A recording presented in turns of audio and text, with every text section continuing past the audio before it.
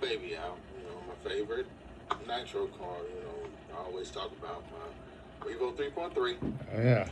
And when I tell you, this thing was performing amazing. Idle was a little rougher than I like, but as far as performance, I mean, Always does. if I was at a standstill and I hit that throttle, front wheels up in the air quick. I'm talking fast acceleration, all that. It was running great. So anyway, I'm running up hey and down, YouTube, what's doing going my on? thing. Just here watching my boy Dre357. Yeah, he's putting out some good RC videos. It's not all nitro because he's got some gasoline runners too. He's actually got some electric as well. But yeah, just watching him, he broke his Revo. Revo's my favorite platform. I got two of those. I got the Slayer Pro. I just really like that platform. But yeah, looks like he broke his something. Oh, the pinion. Broke that pinion bell, clutch bell. Broke. Yeah, Dre357. Check it out. I mean, like, I don't get it. On a plastic spur, that metal bell broke. Yeah, anyway, so, yeah, check them out. What we're doing is we're gonna get back to our project here. Building a TRX4 chassis kit. Been a couple days, so we're gonna get back to building this. It looks like we have the completion of the electronics installation, which yeah,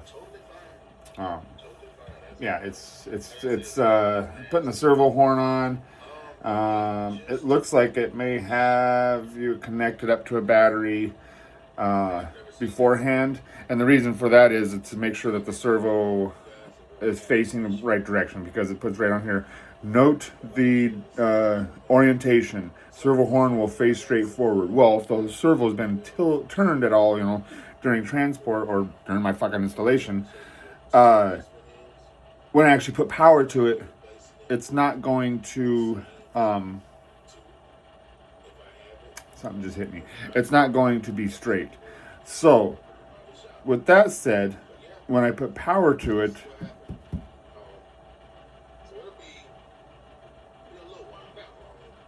I have the Dumbo RC, or the Dumbo RC radio connected to it.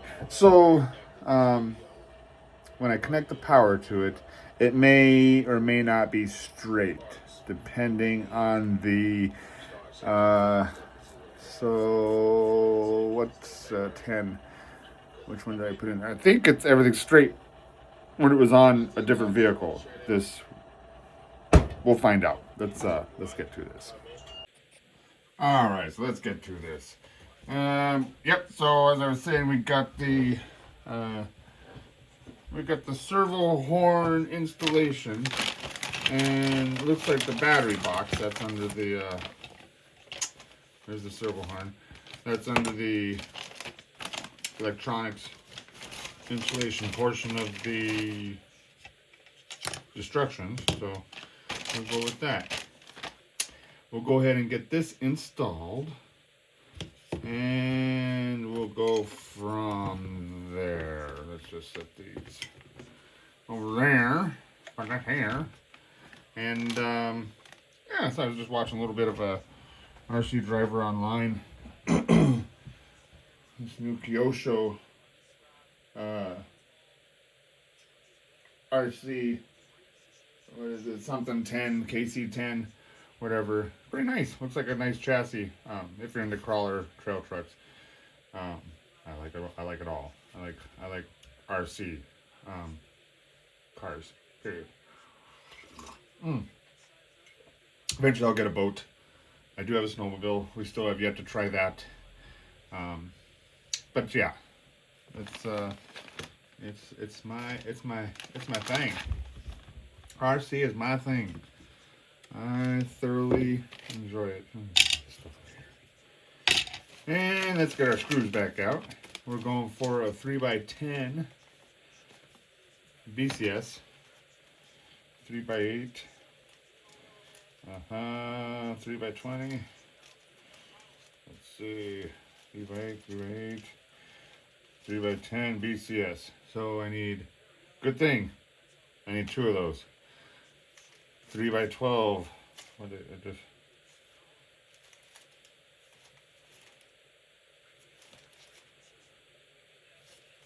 3x12 BCS. I need 2 of those. Good. I have 2 of those. Emptying bags left and right, kids. Pivot post screw.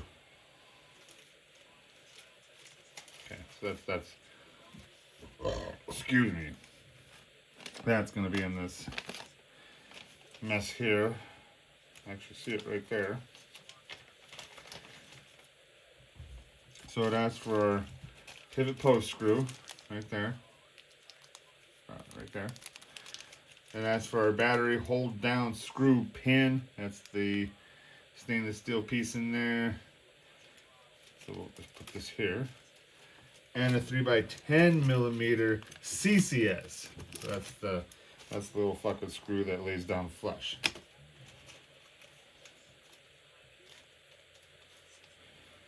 Yeah, and there's 2 of those. Oh, good, I need 2. But there's other screws in there. All right, so it says that we're.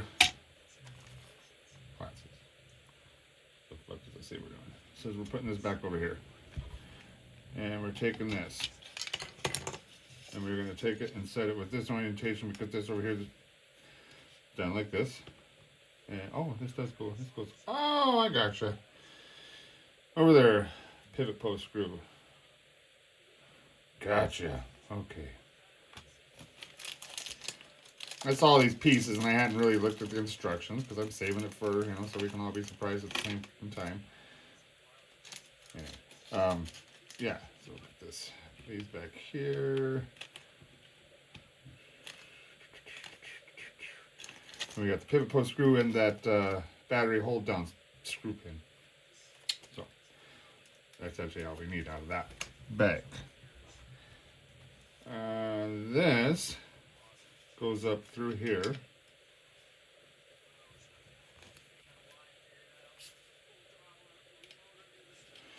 I'm still watching RC Driver online.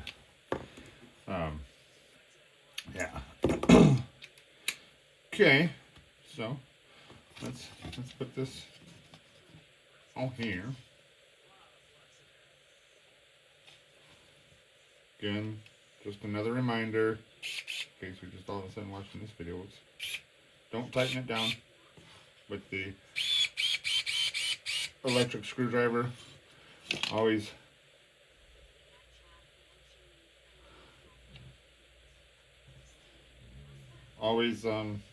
like it gets tight, but it still pivots. Always manually finish these off. Here, sorry. Manually finish it off so that you're not destroying all the threads in there. There we go. So that's nice and tight. Loose there, but it's the screw is tight. Yep. The screw is tight. And then we'll be running bigger batteries, 23, 26. Only a difference of 3 millimeters, but well, yeah. So it's the difference of this plus none. We'll be running it like this because we'll be running thicker batteries, I believe. So we'll put this on here like this. Oh, that's why it swivels. So you can actually swivel it around. Stupid. So you can swivel it around and put in a different size. Okay, so that is the right. I don't think it's. Let me see. I mean, it does say to go from the other way. Technically, it does. This, yep. So let's go ahead and do it per the instructions. Because if it breaks or something, then we'd be like, well, the fucking instructions told me to do it this way. Look at the video. So that gets tightened down manually. And the threads, the threads are on the, right up by the screw head on here. So, there we go. So we've got that in. Put in 3mm difference thickness of batteries. That's there. So let's put this on here. Wonder why they didn't just build that there. Sometimes I wonder. So which two screws is this? This is the 3x10 to hold that on. Let's go ahead and get that on there. That is the battery retainer thingy dealing with bobber.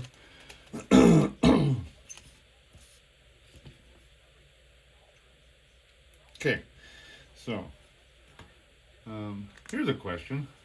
I need a camera. I need to find a camera to record with, and I'd like a camera that I can mount to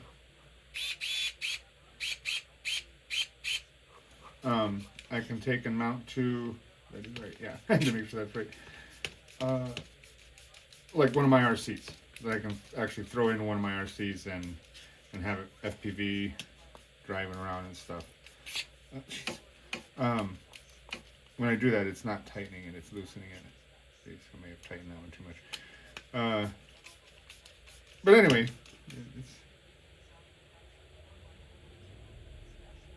yeah, 3x10. Yeah, okay, 3x10mm BCS.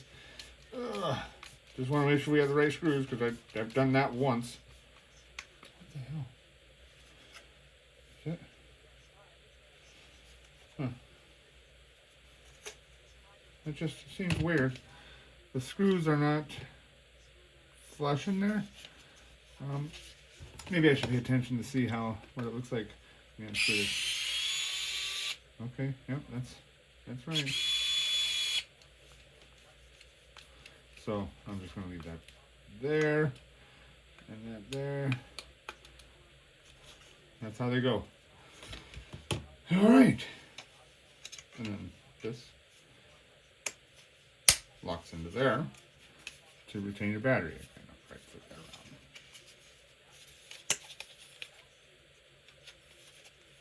around. Okay. And then we will mount this. Excuse me. Mount this. Let's see, that goes in. Where do I put, let's see, where do I put those into? Oh, wow. So it goes on top of the motor. So we're, all right, let's hope that we got this in a position over here, because we have all these wires that we zip tied, but it told us to zip tied to this piece of plastic, this little eye that's in the transmission here. So that's that. Let's put this on there and see what it looks like. Oh, look at that's where those screws finally come in at. Oh wait, really?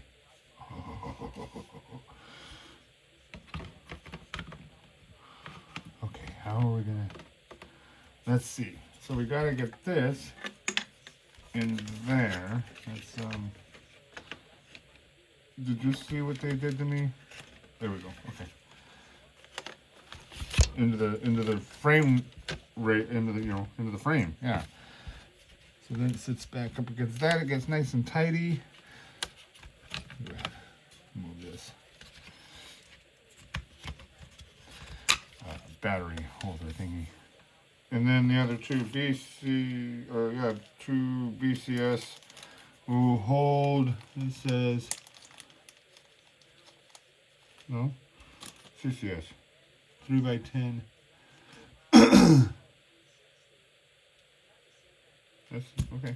So 3x10 CCS to hold those in. So those are the little countersunk screws. Those right there.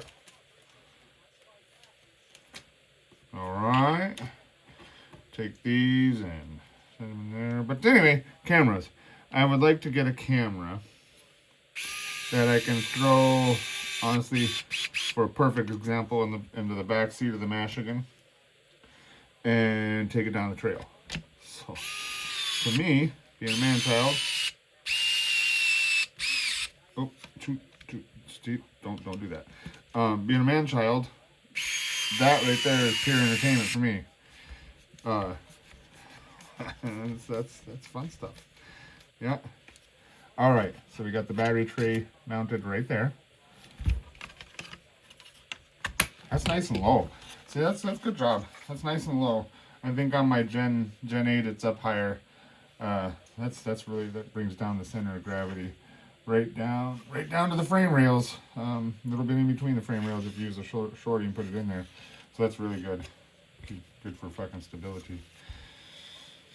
Yeah, we'll put these on eventually. Oh man, my wrist. So yeah, I broke my wrist. Now it bugs me sometimes. Son of a gun. Oh, these. So let's put these in with the 3x12 millimeter BCS. That's where it asks for these. Here goes the snowplow. Yep. It hasn't snowed. It didn't snow last night, but once they get going in the season, these guys, they just keep going. Oh, I think I could throw this away. This is all. We're making great headway today. Let me get into my trash. So they, I mean, once they start plowing, they are plowing. They're plowing all seasons, whether the road needs it or not. Oh, there goes Mug.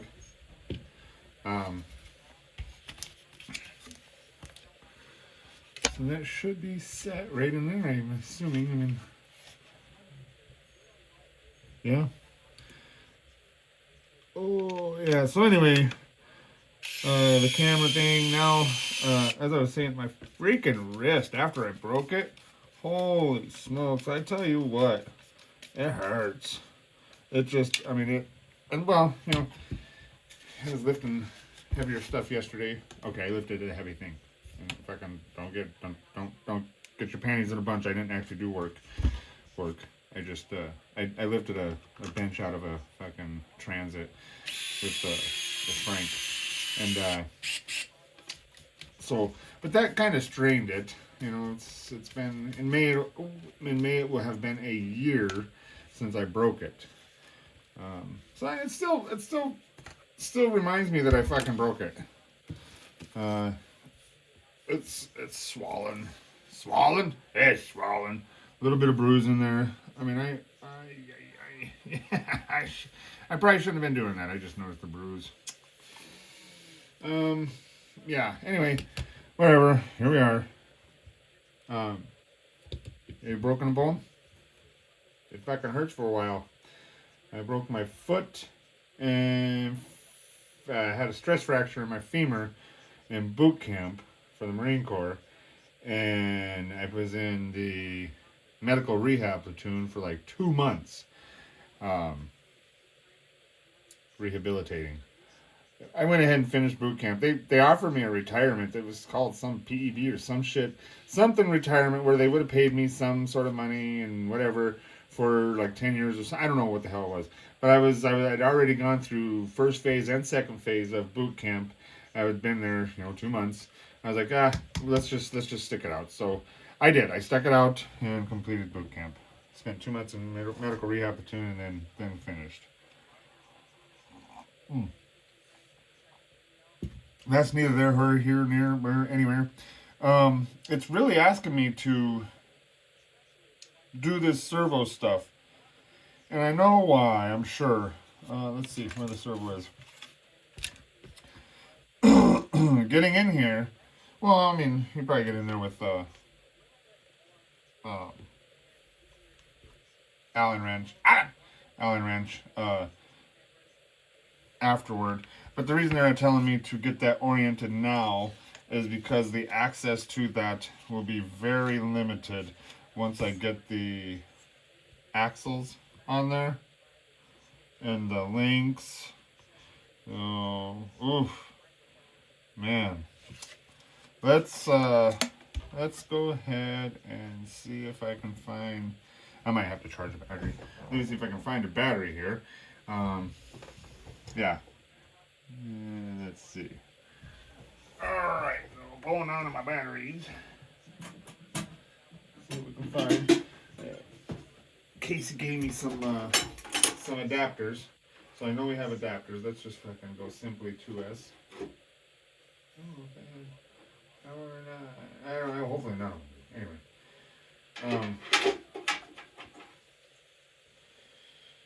Anyway, let me charge this one. Let me put this one on the charger and see where we stand with that. And we got our Traxxas adapter. That's, you know, I get tired of that. Yeah. They're the only ones that can have this. They're the only ones that can have that. Yeah. It's dumb. I get it, I guess. I don't know. I mean, it happens proprietary. It happens like with cars, automobiles. You know, they're designed proprietary. Theirs for a certain amount of time. I don't know if that still applies because sometimes I look at cars and I'm like, these motherfuckers are definitely making, copying each other. All right, so what I'm doing is I'm gonna put a little charge in this battery, and I'll be able to use it. I'll put it on something else and play to expunge it, or I could just decharge it with this or uncharge it, whatever. But I'm gonna go ahead and charge the battery. Got that all there. And lipo charge 2.2 charge. What's 52? That should balance it.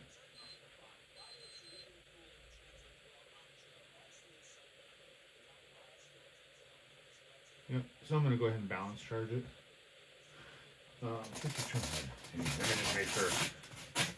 Just to make sure, 5200 milliamp hours, I believe. Yes. Start. Okay. We're gonna do a balance charge. Maybe. Lower cell voltage.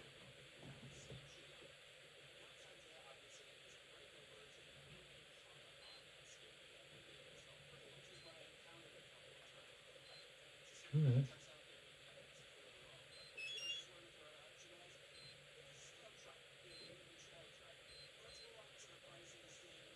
Stop. Wait a minute. What is going on here? All right, I'm gonna stop you guys because I gotta figure out this charging situation with this battery. Okay. So there's a little balance thing plug in on the LiPo batteries. It wasn't plugged in, so it wasn't reading how many cells it had. So we got to figure it out. So we are gonna get that done before we get all crazy into actually assembling the shocks and all that. But another step of this is we have the shock assembly GTS shocks. So let's put this here. This didn't come up in. This did not come up to install it. Let me put that there. But the shocks. So let me grab these things. Body, their bumpers, and rock slider thingamabobers. Yeah, we're definitely gonna have to improve on those. Get some good ones, metal ones. We got our links, nice metal links. We have our shocks and shock oil. I wonder what weight they have us put in there. Let's see, shocks and shock oil. Okay. Take this and put it in this box back here because there we go. Alright, so let's open this bad boy up. See what weight of shock oil they have us they give us.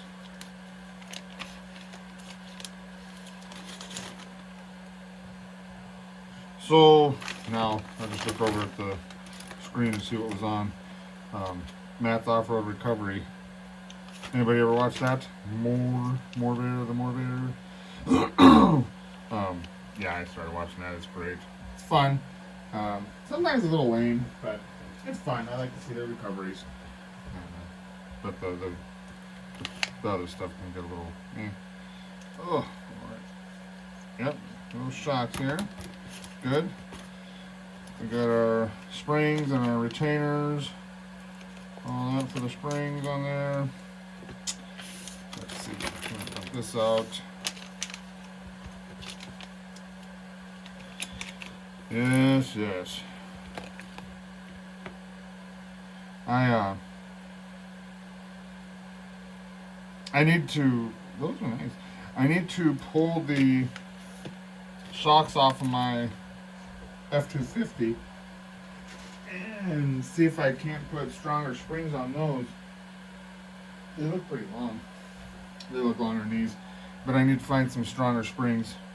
They may be like 110 millimeter. Come to think of it, I thought they might be 90 millimeter shocks, but it looks like they may be longer than this. And these are usually 90 millimeter shocks that they offer on just the regular TRX4 or mine, other ones.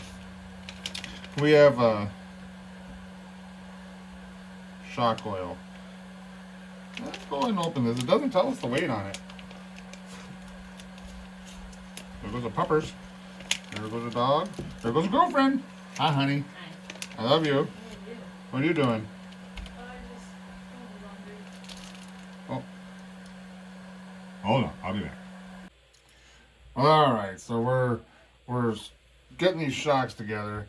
I've got the Mark Santa Maria shock holder out here. Apparently it's for a good 100 millimeter or more is what it's ideal for, but we're going to try to make it work with a little bit of counterweighting on the end here and see if it'll hold things up without making me cuss up a fucking storm. That would be new. Anyway, all right, so we're getting these shocks assembled. They're nice aluminum bore. Yeah, they're nice aluminum shocks, so that's cool. My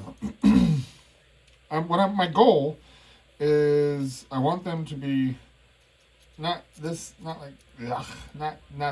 that downward motion is nice. Oh, but that upward motion is has a little bit to be desired. It's a little snappy. So Traxxas, they give us, I think it's either 30. I mean, this may even be a 50 weight oil. It doesn't fucking say. No, it doesn't say. Even with my glasses on, that still does not say. Oh, the battery finished. Let me put stop on this. Back and stop. All right, so let me unplug it.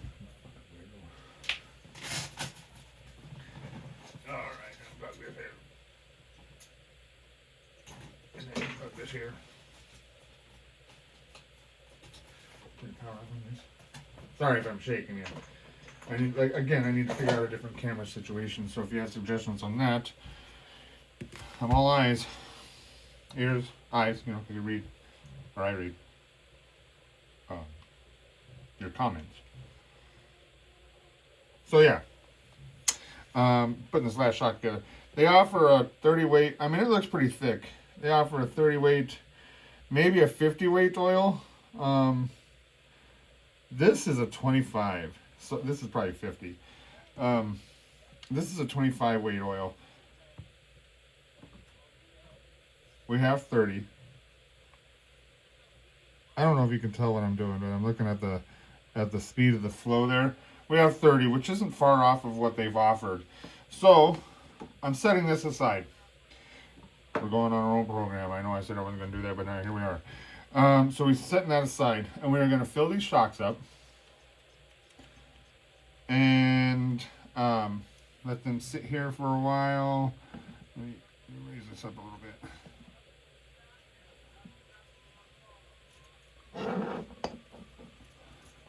There we go. Right about there.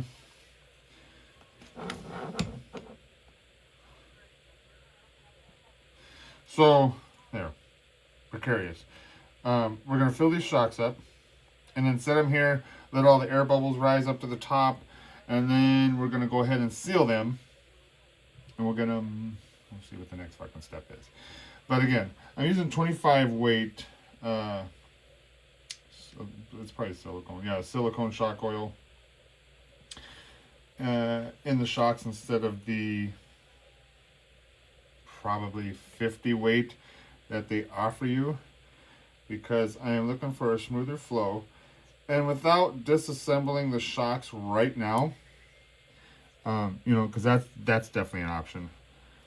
I could disassemble the shocks right now and check the little piston in there and see how many holes or how big the holes are in there. Oops, got a little excessive. Let's see. So I'm gonna go ahead and work it a little bit. There goes a big air bubble right there. Bloop. But that's what we want, as long as it's not coming down the bottom. We just want to work some of those air bubbles out. I can see them coming up, and there's always some under that plunger. So I'm just gonna work it around a little bit right now, and then I'm gonna set it aside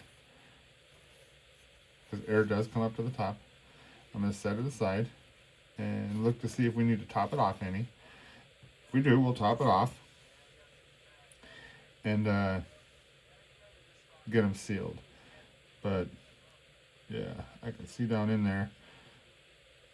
I don't see any more air bubbles in that, but that's what we're doing with this. So there's one. It's filled almost to the top.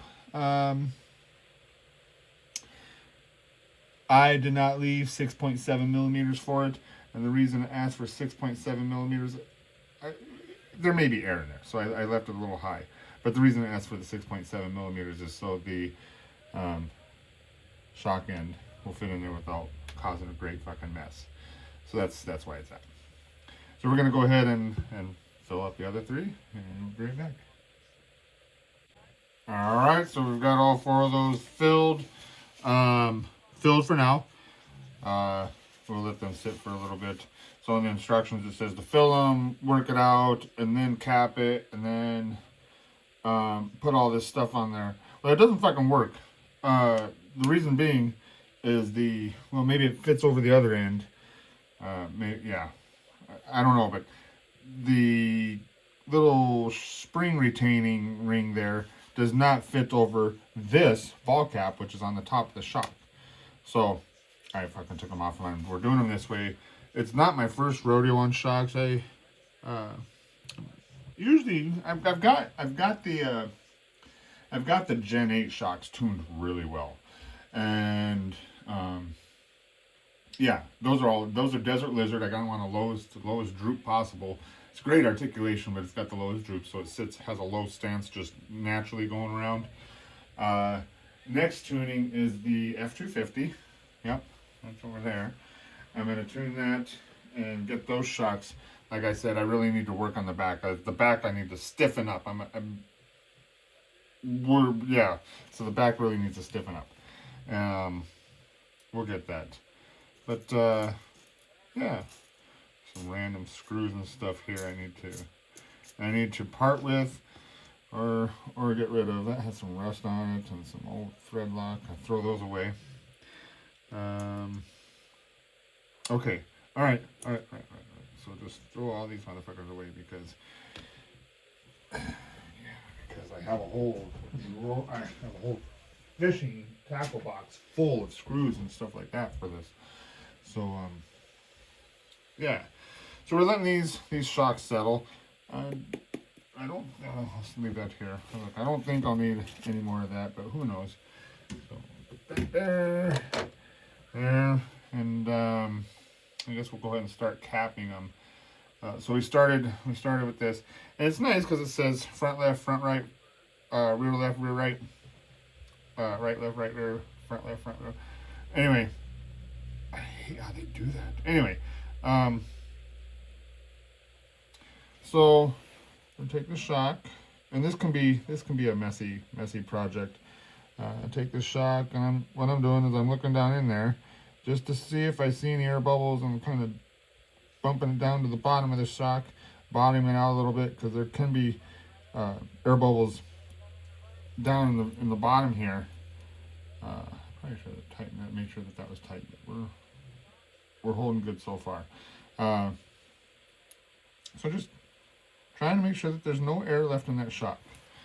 And then we take the top ball and we are going to hopefully not make a mess. I mean, it's some of it's going to come out because it's higher than the whatever millimeters they asked for.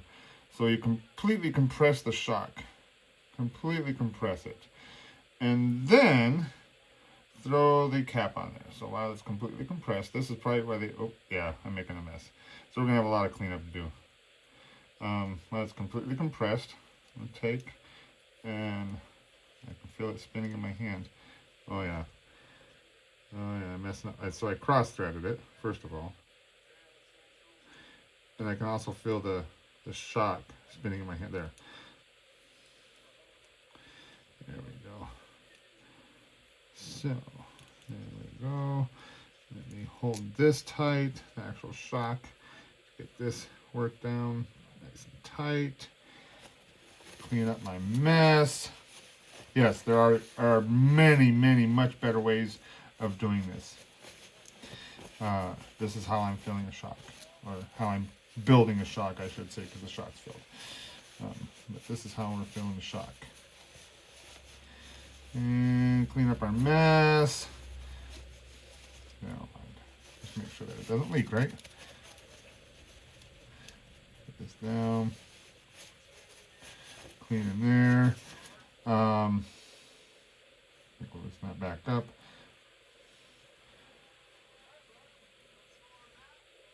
Just where the springs are tight. Maybe 2 millimeters down.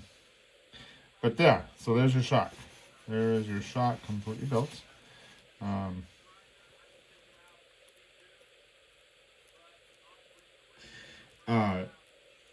It's quiet.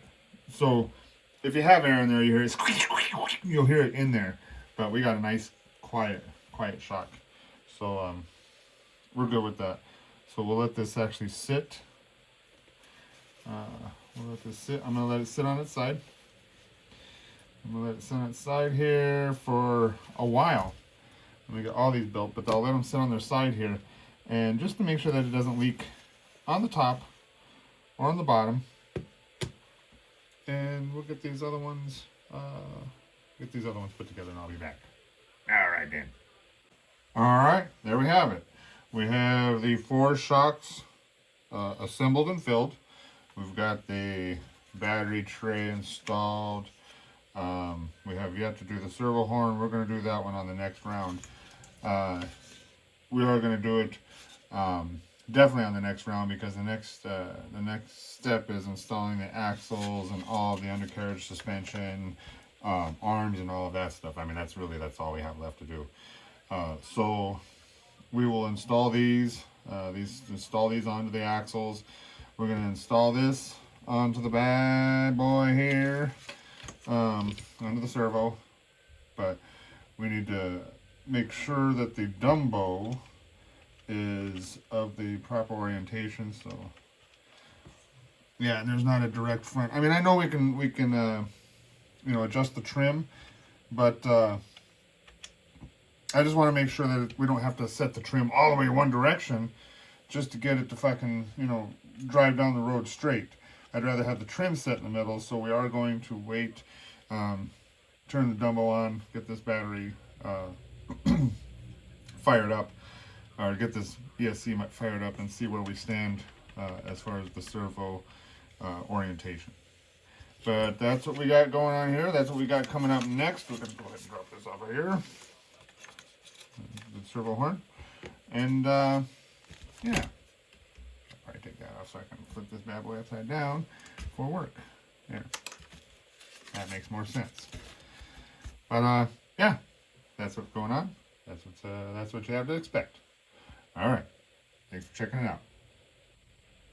Nah, you thought that was the end.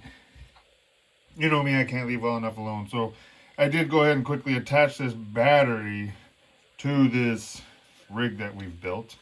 I'm not sure. Oh, son of a gun, I already had that on there. But anyway, I got the orientation of the servo in there. Got the screw with the thread lock on there, put on there. It has, I have power. Seems like a lot of power. I got power. I got reverse, front, reverse, hopefully. If not, I mean, that can be easily reversed. So then I was looking at my channels. So I have right here, I have channel 3, channel 4, channel 5, channel 6, channel 7, I believe. Let me put my glasses on. Yeah, channel 7, channel 8, channel 9, channel 10. So channel 2, channel 3 is channel 3. That went from my 2-speed. 1 speed, 2 speed. So from first gear to second gear. So I'm actually going to change channel 3. We'll put channel 3 down here to channel 8. So it's nice because I already did the model as a Ford fucking Ranger, FFR. You can remap all the buttons. So channel 4 is great. So that's front locking differential. I want channel 3 to be front locking differential, channel 4 to be rear locking differential, channel 8 to be 2-speed baby. So that's what we're gonna do. We're gonna map it all out and do that. Then we have these, like if we, like, because right now it's I don't know if you can see that. It's that set, this is the, oh, not that one. Yeah, see, it's set to do that with a knob. There we go. It beeps when it's at 0. Yeah, we're not doing that. I mean, sure, you can manually shift your differential in and out like that, but we don't need to do that. We need a quick shift, bam, in and out. So front diff, rear diff, and then we're gonna do the 2-speed baby right here on our middle finger. And these ones will be, eventually it could be lights. This can be a winch, because you have it in the middle position for out, middle position, in, so that could be winch. This could be, I mean, honestly, you could set this for rear steer. You never know, but you could set that for rear steer. What a great fucking radio. Oh, yep. So happy with this. What a good deal. Yeah. The Dumbo. Dumbo DDF 350. That's the good one. We got the 10-channel receiver in here. So that's what we're working with. But anyway, I wanted to share that. We got to do some remapping. It's in there. And once you find it, it's very easy. Just finding it and figuring it all out. But, oh, yeah. It's going to work perfectly. I was nervous when I first turned it on and hit the power button, The servo didn't move, so that's good. That's centered. Because I started fresh on a new thing that I could save. So I started with everything centered. So